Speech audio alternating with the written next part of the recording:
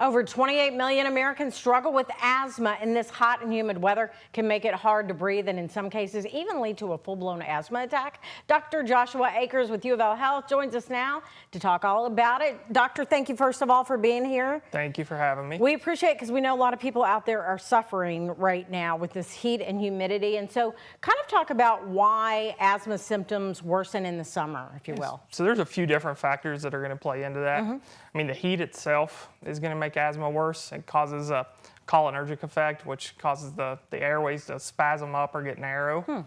But on top of that, I mean, anytime in summer you're exposed to more pollens, you're exposed to molds. Yep. Air pollution's a little higher than normal.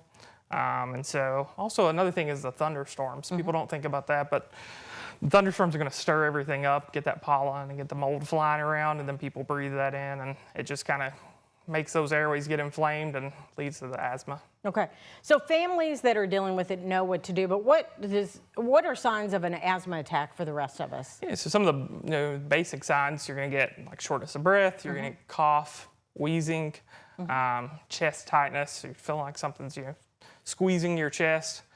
Those are the most common, like basic symptoms. Some of the more severe things like drowsiness, confusion, inability to speak, or cyanosis, so bluing of the lips or fingers. And so those are what you need to look out for. And of course, if you're having those, one of the big things I tell people is have an asthma action plan. Okay. And so talk to your provider. That's what I was going to ask you. What do we do if we notice somebody's having an attack? So the provider, when you talk to them, they'll set up an asthma action plan. And what it has a green zone, a yellow zone, and a red zone. And that green says, I'm kind of at baseline. I'm feeling okay, so here's what I do just to maintain. Yellow says I'm starting to get some of those symptoms. Here's what I should do to prevent it from getting more severe, or to treat it. And then red moves into that, some of those severe signs like we were talking about. Okay. And those are the points where you want to get more medical attention. So come into the urgent care, come into the emergency room, call 911 if things are severe enough. Okay.